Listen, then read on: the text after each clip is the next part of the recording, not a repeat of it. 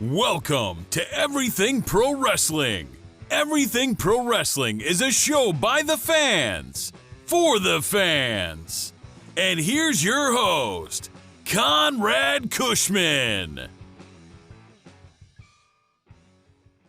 The early 1990s was a great time to be a child. Remember the feeling when you were young, running through the aisle of your local toy store or wishing for that present under the tree? That feeling is no longer in the past with the unofficial wrestling figure retrospective. It was a period of change for the WWF and also for the figures. Back when everyone was a superstar and became names you'd remember almost 30 years later. So read the book before it pins you 1, 2, 3.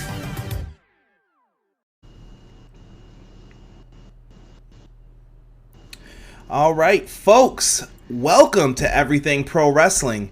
Everything Pro Wrestling is a show by the fans, for the fans. And I am your host, Conrad Cushman, coming in at a different time today. And we are going to be talking about, as you guys can see on the screen here, the Royal Rumble 2020. And I have a very special guest with me today. It is a pro wrestling journalist, one of the finest that I know, Mr. Tom Colohue. Tom, how are you, good sir? I am good, sir. Thank you very much for the introduction. Yes, we're going to be talking about the Royal Rumble today, folks. So if this is your first time checking out the live stream, do me a favor, make sure you hit that subscribe button. And if you guys hit the subscribe button, you'll get to see some pretty cool new features that I've added onto the channel. So hopefully you guys get a chance to check that out. Also, make sure that you guys are subscribing to the channel, checking out all the links in the YouTube description. We've got links for powerslam.tv. You guys can get 1 free month if you use the code EPWShow. Also, we have a Royal Rumble pool going on in the Facebook group right now. We have 60 people already in there. If we can get another 30 people saying that they're willing to commit, I would be willing to open up a third pool for it. So let me know. We got some gift cards on the line for that. And other than that, Tom, I think we're going to get ready to talk here about the Royal Rumble. Let's do it. Royal Rumble 2020. Going to be taking place at Minute Maid Park in Houston, Texas. I'm trying to think of a cute way to insert a cheap shot because they got caught cheating. So hopefully there's no cheating at the Royal Rumble, you know, watching signals and everything else that's going on. But, yeah, this is going to be kind of a fun event. I like when they're in the baseball stadium a lot. But what do you think of that field? They've been doing it the last year or two with baseball stadiums. It definitely has just an additional layer of atmosphere to it. I got really excited just watching Becky Lynch come out with the whole baseball stadium feel. So many people. It does feel sort of like WrestleMania light, but for so many people, this is the number 2 pay-per-view. This is such an exciting time to be at an event like this. So this is definitely the one you want to get in those massive stadiums. Yes, this is what kicks off the road to WrestleMania, and it's going to be fun, man. It's going to be a tremendous event, and we are going to talk about it, give you the rundown, everything that's happening on here. I even have some things that I kind of want to speculate about a little bit, so hopefully you're game for all of this.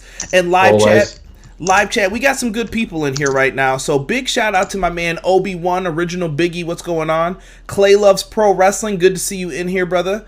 Thomas Polster. Hopefully you're enjoying us doing it at your time frame, Thomas. So I hope you are enjoying this. PR Nightmare. Good to see you in here in the early morning for you usually.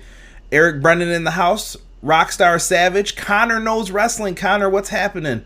RJ's in the house. What's going on, RJ? Tom's even in the chat, so if you got problems, you can message him.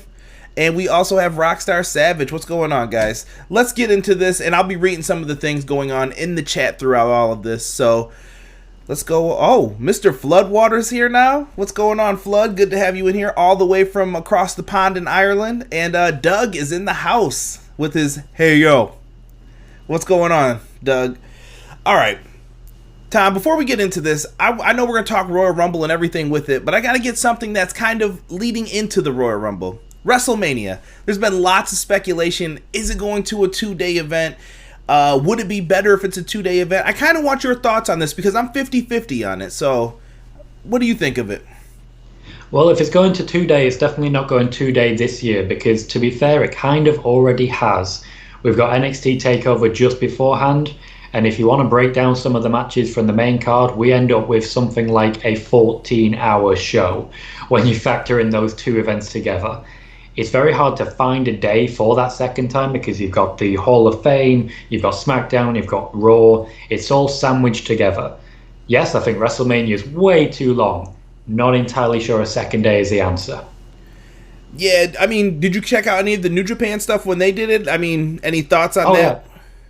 Oh, yeah, I watched all of that. And the fact is, when it came to those 2 nights, they got less views on the second night, but more importantly, they had people working both nights. So I have to wonder, what was the point? There's only a couple of people who didn't work both shows, whereas with WrestleMania, you won't have that element because they just want to close out the storylines. You won't have the build-up matches in the same way. I agree with that. It's just so tough. And like I said, this won't be happening for another Mania or two if they do decide to do that. I've heard good points made on both sides. I know Corey Graves brought it up on his After the Bell podcast. So just something I was interested in hearing from some people. Let me see. Doug in the chat said if they could make 2 separate killer cards with it. Yeah, but that's tough too. There's only so many people who are draws, Doug. That's a good point, but it's very tough to pull that off. Like, I don't think New Japan's going to do it again next year. I think they're going to go back to the 1-day format. I would agree with that. And you mentioned 2 killer cards. Imagine buying a ticket to WrestleMania, but not getting the night where the Fiend is wrestling. Right, and then some people only want to see the main attraction. Yep. Think about going back in the old days. Sure, you may have Hogan and Warrior on one card, but everybody's a Hogan fan for the most part, so they're going to want to go to that versus, oh, it's all sold out, this is garbage. You know how people get with that type of stuff. Let me see here. We got Original Biggie saying, I think WrestleMania could be 2 days. Royal Rumble, I don't think so.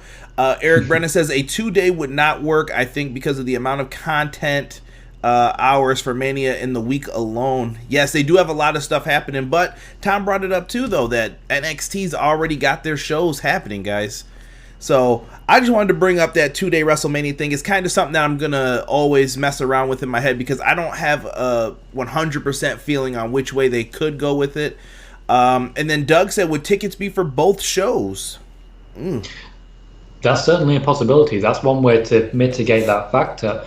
But you have to wonder as well, there are so many other events happening at WrestleMania weekend that the entire wrestling community comes together and builds around it. How much are you blocking? And what's the temptation to have both shows be 7 or 8 hours long just to fit more people on the card? Yeah, that's a good point. Gino Morgan says if they don't make a 2-day event, they need to cut some of the time out. That is the biggest problem, Gino Morgan, and I agree with that. When I do my WrestleMania reviews, you guys see it, I am drained. I usually have a party too, and I'm hosting, and we're ordering food or making food, and I'm like, dude, I am so tired by the end of it. You're like, dude, this dude looks like he's gonna melt like in the middle of the screen of the review, and you're just so tired. And then sometimes I feel like the main event matches or the matches towards the end of the card aren't getting their just due because I'm like, okay, get this over with, let's go, I want to go to bed. King Savage says keep all jobbers off of the WrestleMania card, no 24/7 champion.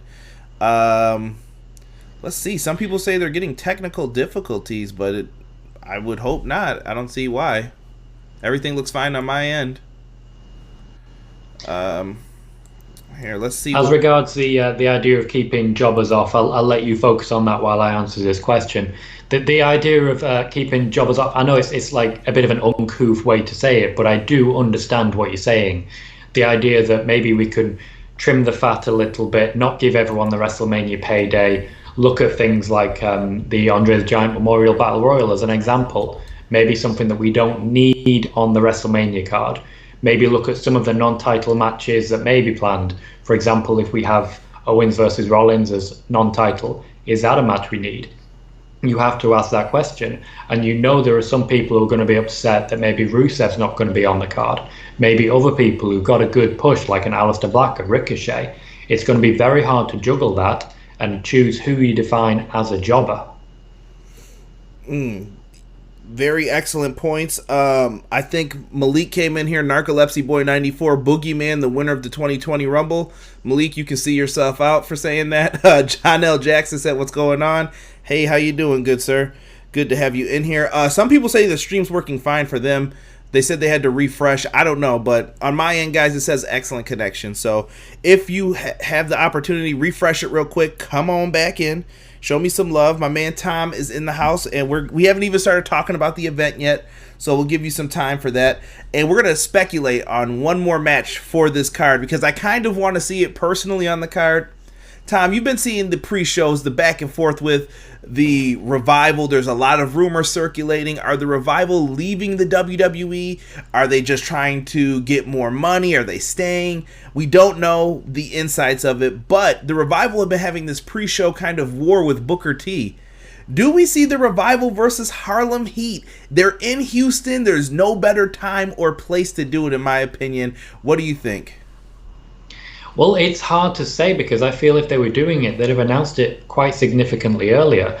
We've heard a lot from the Revival, from Booker T. They've not really engaged since TLC, but you look at the trademarks that are being made by the WWE, the trademarks that are being made by the Revival, suggest something as afoot. What I'm waiting to hear, I should say, is something from Stevie Ray, because you can't have Harlem Heat but only have one of the wrestlers who are in that tag team. So we need to hear from him. At the same time, I think there may be a little bit of temptation on WWE's side to dangle that as the carrot, as it were. Sign the new contract, we'll give you this big match. Sign the new contract, we'll give you this huge moment, potentially, in front of all these people at the Royal Rumble. There are a lot of possibilities. From what I'm hearing, the Revival are likely to sign again. The WWE are very confident with the contract offer they have made.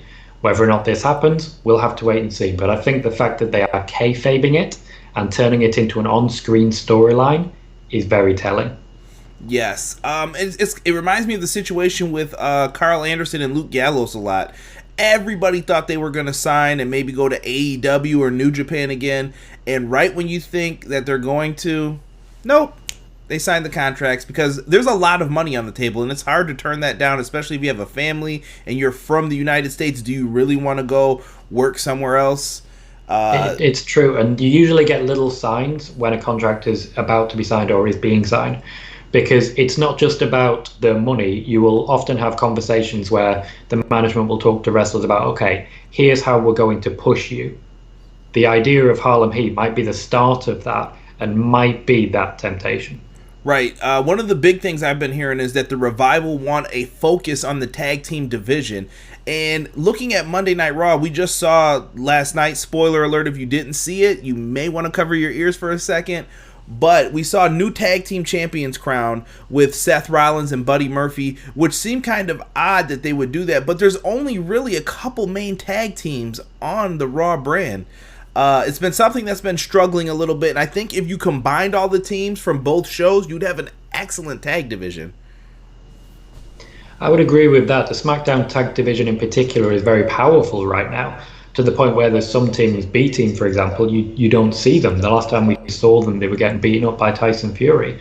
But when you look at some of the talent, you've got New Day, you've got the Usos, you've got the Revival, you've got Heavy Machinery, just basic like that. Then you've now got The Miz and John Morrison, who are back as a team. You look at Raw, you've got Viking Raiders, you've got Authors of Pain. You start to struggle after that. There are tag teams. You've got Kurt Hawkins and Zack Ryder, for example. And you can make tag teams, but we still keep going back to this Seth Rollins and. We have Seth Rollins and Dean Ambrose, Seth Rollins and Jason Jordan, Seth Rollins and Braun Strowman. And now we're at Seth Rollins and Buddy Murphy. Not a bad thing for Buddy Murphy by any stretch of the imagination, but it's still always going back to that one man and whoever he's teaming with at the time. So we're going to do some predictions too here, Tom. So if the Revival did face Harlem Heat at this event, who would you take and for being the winner, we'll say? I think Booker T would work very hard to make sure the Revival win that match. I don't think the match will happen without the Revival coming out the winner. I can hear you on that. I'm gonna just pick Harlem Heat as the favorites just to further develop this storyline that they've been doing. So we'll go opposite on that one. And I'm writing all these down too so I can brag later on, maybe on Twitter, if depending on how these go. Let's start with the actual card, though. First match I have written down here for us to talk about is Sheamus versus Shorty G. I absolutely hate saying that name, for the record, too, guys. I agree. Him. He looks like he went into a little kid basketball store and got like the generic jersey and shorts. I just don't like this gimmick. But it's good to see Sheamus back in old form, we'll say. If you look at SmackDown and you watch it, you would think you're watching 2011 SmackDown, because some of the looks have changed back with Daniel Bryan, Sheamus, John Morrison's back on there. It's kind of wild, man, but I'm digging it. I'm glad Sheamus is back. I wish he had his old theme, but give your thoughts on this, Tom. What do you think of Sheamus versus Shorty G, the feud, and what they've been doing? Well, Sheamus said in the BT Sport launch party that we had here in the UK in the midweek that he actually wanted the original theme back himself. So fingers crossed they do manage to find a way to make that happen. As regards Chad Gable, he's a very, very talented wrestler. Unfortunately, there are incredible amounts of very, very talented wrestlers. You have to have something else as a hook to connect with. You have to have something else. What they've chosen is not my favorite way of doing it, but it is at least a way of doing it. So it's a start. With Sheamus just coming back, he's got to win this one. And it's a shame for Chad Gable. He could be doing so much more, I feel. But at the moment, they just don't seem to have anything for him. SmackDown's quite formulaic. We've got so many people now having returned who need a push. It's an awkward time to be on SmackDown. Yeah, it's real tough too. I think Shorty G or Chad Gable. I can't with this anymore. Let's stick with Chad Gable. Yeah, Chad Gable to me stood out a lot in the King of the Ring tournament. I was very happy to see him get the push. In my opinion, I've been saying this since his NXT days. To me, Chad Gable was the Kurt Angle of that tag team. He was the one who I said, I'm pushing him. He's the guy. He's funny. He can articulate and he can wrestle. You could tell he does his homework when it comes to wrestling. He does a lot of moves that I saw that the Steiner brothers would do. Chad Gable is amazing, but if you're going to predict this one, you got to go with Sheamus for the win. I see him just bro-kicking him to oblivion, and Sheamus picks up the win here. Sheamus needs the push, and hopefully they can actually do something with Sheamus and get the ball rolling with him again as a singles competitor. And like you said, I would love to see him get his theme back. And let's see what the chat is in here saying. I see a lot of fellas being written in here from people. Lots of Sheamus fans. PR Nightmare says Sheamus is still one of my faves. Rockstar Savage says he doesn't care for this match and he needs to stay a dominant heel from PR Nightmare again. So we're both gonna say Sheamus on that one? Yeah, we'll both say Sheamus. I do agree that when you've got a potential dominant heel like Sheamus, he needs to stay that way and really embed. But there is a real lack of faces on the SmackDown top level right now. Yeah, hopefully he can turn it around, because I didn't mind Sheamus when he was a top level face back in, I want to say it was 2011, 2012-ish. I thought he did a good job with it. Yeah, he got a pretty solid push after he essentially mauled Daniel Bryan in seconds. So he got a good push out of that. He was moderately popular, but there was a lot of dodgy match stipulations on that one, banning him from kicking. He got dragged down a little bit, so hopefully he gets a clear run this time. Yes, let's get into the next match I want to talk about here, the Falls Count Anywhere match. So we have a matchup here that Roman Reigns got to pick the stipulation after winning a tables match against Bobby Roode on SmackDown. It's Falls Count Anywhere. I know a lot of people thought it was going to be the dog food match, who's going to eat the puppy chow, woof woof, but we didn't get any of that. Roman Reigns versus King Corbin here. This is a tough one. This is one of the ones I kept going kind of back and forth on who was going to win this. But to a lot of people, I know there's a lot of Roman Reigns haters out there. Bro, Roman Reigns has done nothing wrong since he's come back. The guy has not really been pushed all like that. He's been in like kind of these upper mid-card feuds for the most part. Sometimes he wins. He's been putting over a lot of people too. I don't really see the complaints about them. And King Corbin, I'm going to say it, one of the best heels in wrestling right now. I think he does a great job getting the heat on himself. I know a lot of people are going to probably flame me for saying that, but I don't know, Tom, I'm kicking it to you, man. What do you think of this matchup here? First off, I have to completely echo your sentiments there. I'm a huge Baron Corbin fan. He's such a classical heel, and I don't know why, but I really enjoy watching him grill meat. I don't know why that's a thing. Roman Reigns, I came back into wrestling not long after the breakup of the Shield, not long after the WrestleMania main event started, and I didn't understand why people hated him. I still don't entirely understand why people hate him, but we are where we are. Some people do. When it comes to this match, the stipulation is very confusing because what you've basically just said is that everyone can now be involved. Falls Count Anywhere adds that hardcore element. So many people, and we know how many people can get involved. We've got the Usos, we've got Dolph Ziggler, we've got Bobby Roode. So there are a lot of things that can happen, including potentially more people in Camp Corbin, as it were. We'll have to see in that regard. In this one, I think the winner is going to be the same person who's won every single time these two have tangled now, and that would be Baron Corbin. Ooh, see, I went back and forth on this too. I'm going to put my logic kind of into this one, Tom. When I saw it, I basically viewed this as I always call it like the Shawn Michaels Owen Hart feud. I don't know how old school of a fan you are, but there's always that heel that is in your way until you get to WrestleMania for your match, and I feel like Corbin's going to be in his way for the next pay-per-view or two still, and they got to figure out a way to continue this feud while it's going on.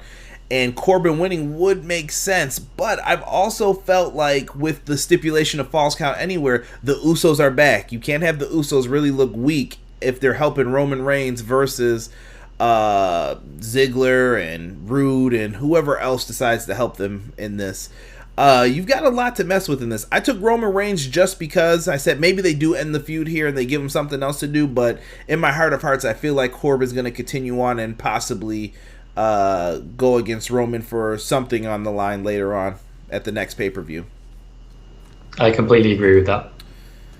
All right, guys, we've talked enough about the singles matches and stuff. I want to talk about a Royal Rumble right now.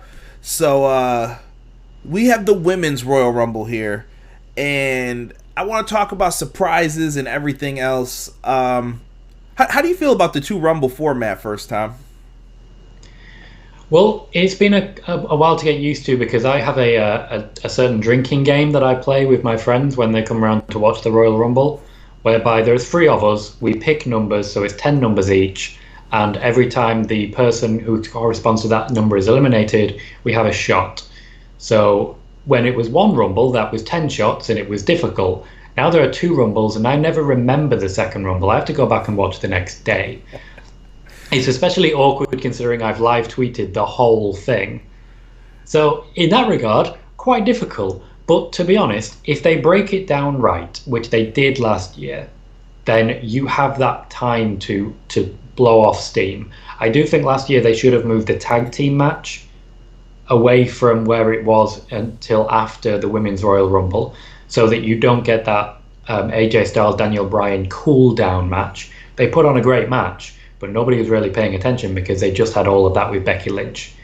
Maybe last year the women should have main evented.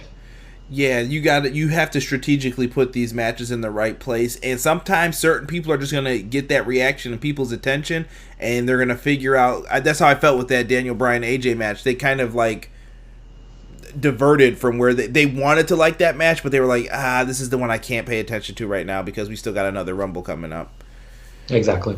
Now, as far people are giving their opinions in here, hold on real quick. I'm still laughing at some of the King Corbin stuff.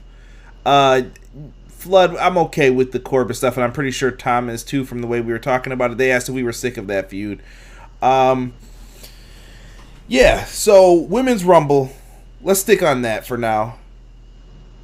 Do you see anybody as a surprise in this? Dark horses, your favorite, Tom? I'm going to let you start this one off. What do you think? If we're going surprises, I think we're going to see Kaylee Ray. As an example, I do think we're going to see some NXT UK talent, possibly Toni Storm.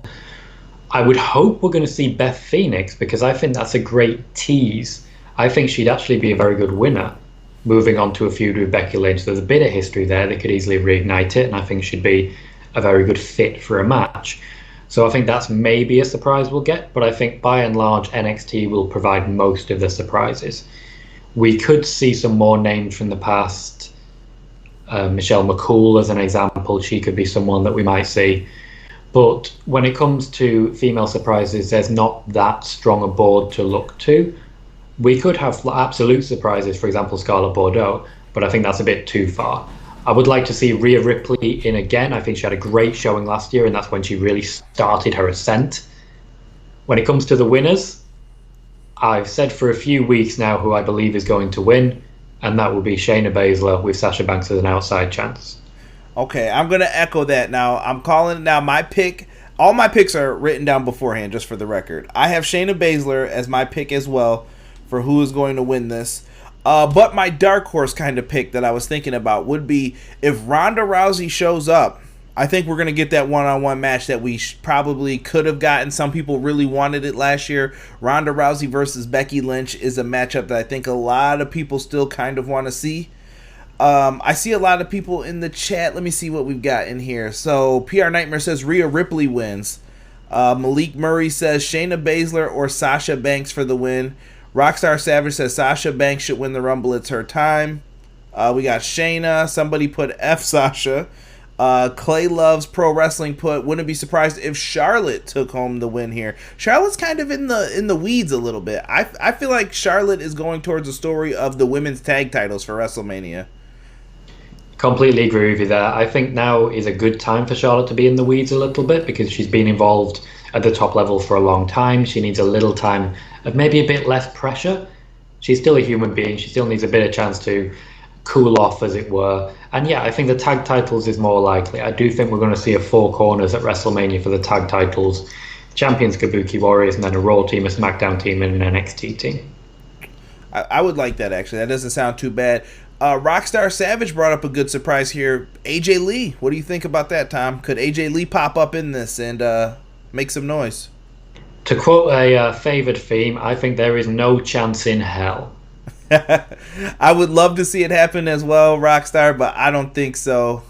I just don't. And I know we're going to be talking a little bit more about someone close to her heart probably here in a few, but I don't see that happening. So I guess we're both all right here with the Shayna Baszler for the win. This seems like the layup of the two Rumbles, in my opinion. Like more than likely that's what's going to happen here. You just want to see how it plays out. Yeah, I would agree with that. Rumbles in general, the winners obviously matter going into WrestleMania and everything that happens afterwards. But with the women's, there's a lovely question mark because you could easily have Sasha win and then Shayna attack Becky the next night. Becky versus Asuka really plays into this, which is why I think that will probably happen before the Rumble match. So I feel it plays into that depending on the winner there, because if Becky doesn't win, there are numerous other possibilities. If Ronda does return, which I personally haven't heard anything about, that would definitely be a match that could happen.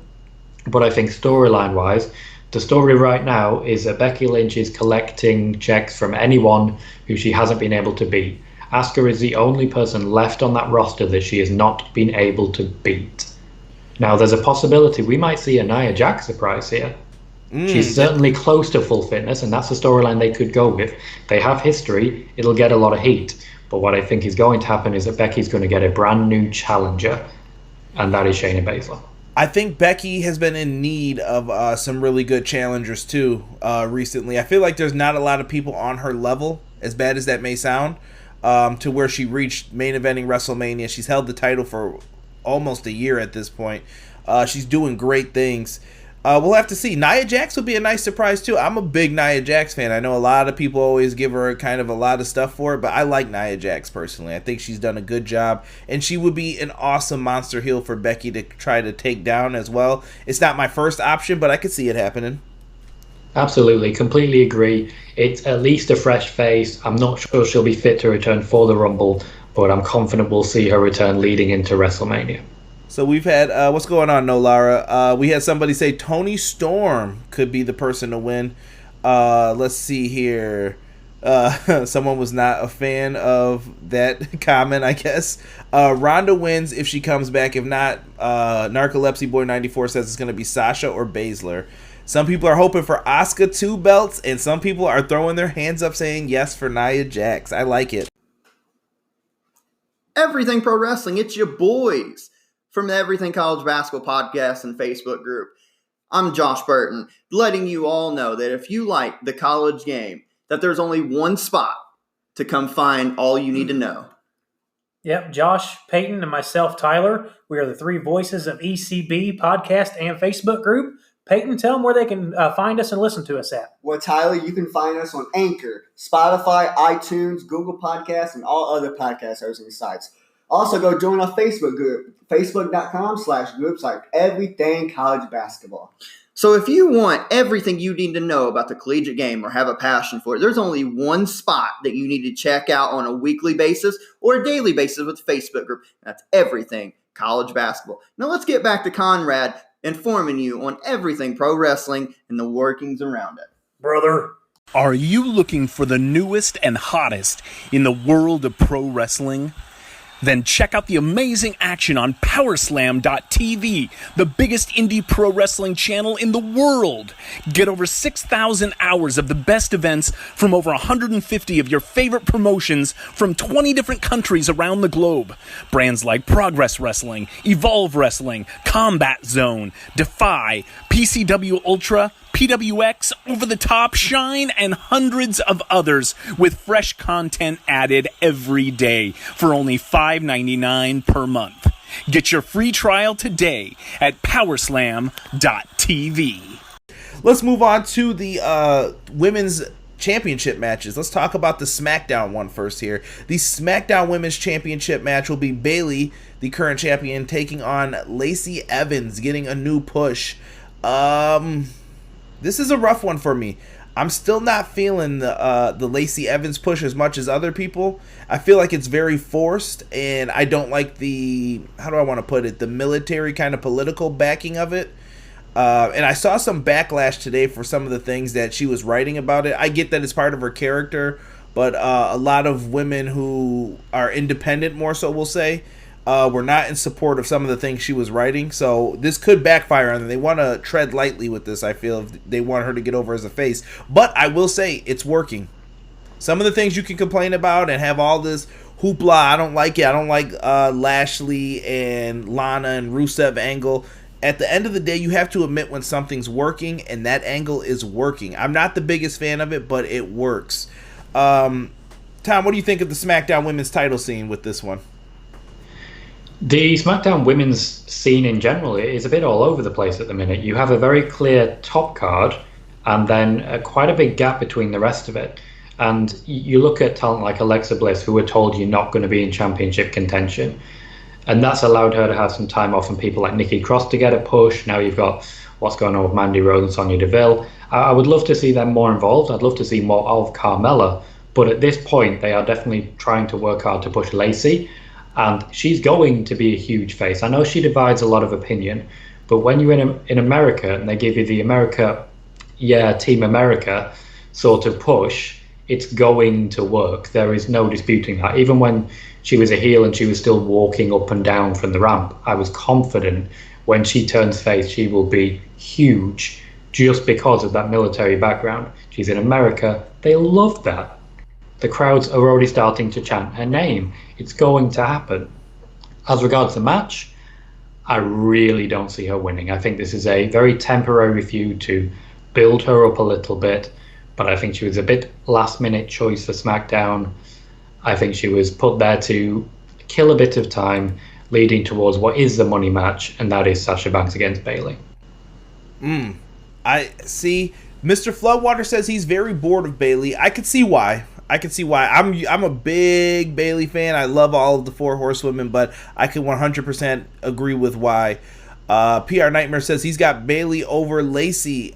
Me as well, PR Nightmare. I agree with you on that. Rockstar Savage says Lacey's not winning. Bayley is going to carry this match. Ooh, harsh. Original Biggie. If you have never seen any of my shows, Tom, Original Biggie has some pretty funny nicknames for people. So if this is your first time watching, Lacey Evans, when she was a heel, was always called the Harlot since her debut with him. So he said the Harlot is not winning. They should use her background in the military right from the beginning and had her like this. Clay Loves Pro Wrestling says Bayley goes over from some involvement with Sasha. See, I think that the long story here is that Lacey Evans is eventually going to get to the point to where she challenges for the title again.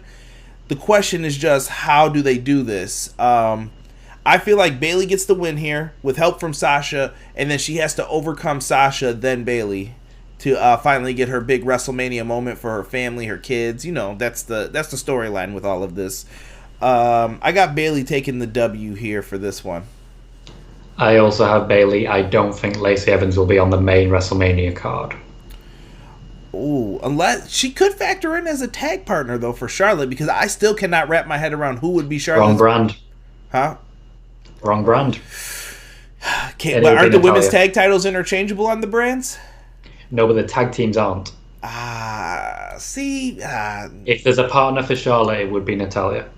Hashtag what draft? I don't know. I can't with this. I get so confused. That makes sense though, because I could have swore Matt Hardy was on SmackDown. Now he's on Raw. I get confused with this. That's why I swear I'm going to put out a shirt that says what draft or whatever on it. What brand split? It'll sell. Yeah. So let's talk about the Raw Women's title. Now, a lot of people are invested in this one. I loved this match last year. I really remember it, and this one stood out to me as one of the better matches on the card. We got Becky Lynch, the champion, versus Asuka, the current one half of the women's tag team champions of the Kabuki Warriors for the Raw Women's title. Asuka has the opportunity to become Asuka 2 belts here. I'm glad that they told this story. I really hope that WWE wasn't just going to wince past this story with this big opportunity that they have here with Asuka being able to beat Becky last year, forcing Becky Lynch to tap out. I really like the fact that it's bothering Becky, even though she's the champion. She's coming in more like the underdog in this. Like, oh, you can't do this to me. I need this match. And she wants to prove it to herself before she gets to Mania that she needs to beat her. What do you think of this, Tom? I think there's a couple of elements here that really inform my prediction. Firstly, as you've just said, Asuka is really looking great. Becky's looking like the underdog. That does not say good things for Asuka's chances in this match, because they're trying to put her over and over and over, and then there will be a short, sharp stop, unfortunately. There is also the tag title to consider. If Asuka goes into WrestleMania as a women's champion, then the tag titles don't get defended. That's not really something they can do. They've already done a lot of damage to those titles since their inauguration. There is also the 1 year anniversary, and soon Elimination Chamber. I'd imagine they're going to do something for those titles at that time, so the Kabuki Warriors are going to be needed there. There's also the factor that you don't have a match like this at the Royal Rumble. When you look at the story they've got, they're building it as this is the one person I've never been able to defeat. This is not the match you have at the Royal Rumble, that's a match you have at WrestleMania. So I suspect Becky will overcome the challenge and then move on to the new challenge as we previously discussed. I don't see a way that Asuka wins this. I think everybody in the chat has to kind of agree that she's got to overcome Asuka. It's the story that they're developing here. I really have nothing else to say about this. Becky Lynch should be going into WrestleMania as the champion. The question is, does she leave WrestleMania as the champion? But as far as I know... Did you want me to answer that? Oh, no. We'll save that time. I may need you for my WrestleMania preview show. Let me see here. No filter Derek, where is he at? He's at work. You'll catch him for the AEW review when we do it on Wednesday. Mr. Floodwater has a question for us. He said it's a side question. What happened to no more auto rematches? Hashtag Rey Mysterio. Tom, I'm going to give that one to you because I've asked the same question. There are no more auto rematches, but you've got to remember there's still someone booking the card and they might want to rematch. There you go. Simple answer. PR Nightmare is saying that he now just remembered Ruby Riott returns at the Rumble potentially. Potentially, yes, she'd get a nice pop, but I don't think she'd be that involved in the finish of the match, as it were. It would be nice to have her reintroduced. She'd be a good mid-level heel, as she's been essentially since she was called up. She's always been the number 2 heel in any division, and I think that's potentially someone that we could see involved in a tag title match. Oh, some people are saying that they pick Ruby Riott to be involved with Rollins' group that doesn't have a name yet. Yeah, that wouldn't be bad. Ruby Riott's really good on the mic. I would love to see her in a better role. I would actually prefer, though, if they kept her out of the Rumble and maybe wait until the night after Mania. Just because she'll get more shine that way and then she can kind of be a bigger deal. I agree with that. we got to talk about the strap match. I don't know if it's a yappa pie strap match, but we got a strap match with the Fiend, Bray Wyatt, defending his Universal Championship against Daniel Bryan. Daniel Bryan looking like 2011 Daniel Bryan. Short hair, beard cut down. I like it. We get something different here with this. And these two had a banger of a match. If you guys want to look in your old archives to get you hyped up for the Rumble, go back and find their match from, was it 2014? It was 2014. 2014 Royal Rumble. Daniel Bryan, Bray Wyatt, really good chemistry, and I'm hoping that we get to see that here, and hopefully the Fiend character isn't too powerful with this. They've been teasing that there's something that gives the Fiend power. We wonder what it is. I think I have a clue in my head as to what it is. It's something that we all don't like, that we complain about every week when I do a review about the matches. But, Tom, what do you think of this match? Well, number of elements to that. When you talk about what gives the Fiend his power, it's not the red light. A lot of people are theorizing it's the red light. It's not the red light. I wrote a report just after SummerSlam saying that some elements of the Fiend's presentation were going to be changing. It got me a bit of flack from Bray Wyatt himself, but the red light and the way we've seen more from Bray Wyatt and not always the Fiend, and the way he was disappearing for long periods, it definitely came true. When it comes to the Fiend, it's the mask. Is very much the mask.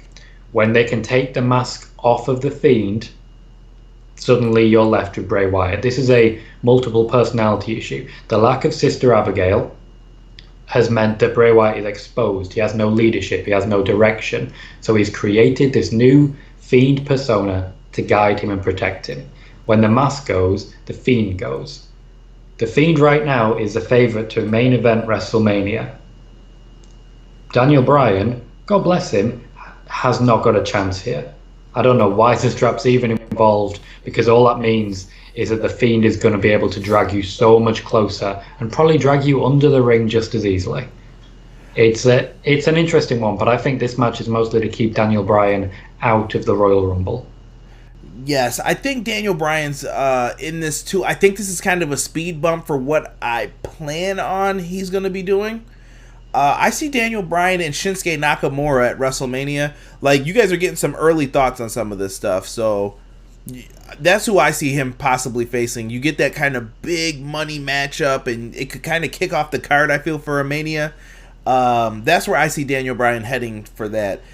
As far as Bray Wyatt goes, that's an interesting thing to point out there, because a lot of people haven't really thought of what if the Fiend lost his mask. I didn't think of that, Tom, so that's a very good point here. That's why you guys should follow him on Twitter. All the links are in the description for Tom as well, if you guys haven't checked those out already. But let's see here. Oh, we're getting some questions in the chat. Clay Loves Pro Wrestling said, hashtag ban the red lights. Mr. Floodwater wants to know, do you not think the Fiend is way too overpowered, like crazy overpowered? Absolutely I do, but this is why I feel there will be a moment at which all that power is stripped away. They have moments like this with a lot of people. Braun Strowman is a perfect example. He defeated he defeated 5 people in an elimination chamber back to back. He had a Survivor Series match where he eliminated 4 people. He was ridiculously overpowered, and now they're in a very difficult situation because they've got to bring him down to Shinsuke Nakamura's level. Whereas previously you have him against Brock Lesnar, it looks ridiculous when Brock wins so easily because he's been built up too high. You can very easily have someone built up too high, especially when you have that element that anyone who faces the Fiend has that moment where everything changes. They can't lean into this too much, because does that mean Roman Reigns turns heel? That can mean so many different things. So I do think he's overpowered, but at the same time, if it is something as simple as when you remove the mask, all that power goes away, there's a story to it. I think it'll be very similar to a lot of old Greek mythology. When you expose someone, when you show them a mirror of themselves, it breaks them. Ooh, good point. You know, Vince McMahon loves his Greek mythology, if you've been watching for a long time. Even look at some of the names of his old wrestlers, Hercules, the Warlord. You can go through all of that stuff for yourselves, guys. But I got the Fiend winning, just like you said, Tom. I think we're both in agreement with that. We seem to agree on most of these. for the most part for the Royal Rumble. As far as Daniel Bryan, what do you see him doing at Mania? Because someone in the chat here, who was it? I want to give you proper credit. Narcolepsy Boy 94 said rumors are Bryan versus Bray versus Roman at Mania for the Universal title. I can say exactly where this rumor has come from. It's from a fake leaked WrestleMania lineup, which showed this match. It's from a doctored version of the WrestleMania lineup that CM Punk posted. There is no truth to this rumor as far as I'm aware. It should be a one-on-one match from everything that I'm hearing, and I am with you. Daniel Bryan will likely be facing Shinsuke Nakamura. I like it. Well, the time has come, folks, to talk about the men's Royal Rumble match. There's a lot of interesting things to talk about with this one. I'd love to hear if anybody in the chat's got kind of thoughts, rumors. I will be checking in with you guys. Surprise appearances. Who do you want to see pop up if they do any of them? I feel like this is going to be one of those years where Vince doesn't give you any surprise appearances other than NXT. I mean, it's not really necessary. There's not too many people that you would really like. You hear sometimes people are clamoring for a person, but I can't really see too many people. It's not like anybody wants to see Sylvain Grenier come out and make an appearance in the Royal Rumble. But men's Rumble, we got Brock Lesnar at number 1 here. What do you think of that, Tom? I think it's. I think there's a very clear plan in place for this. I think they are working very hard right now to make Brock Lesnar as hated as possible, and you've seen this in a lot of Royal Rumbles.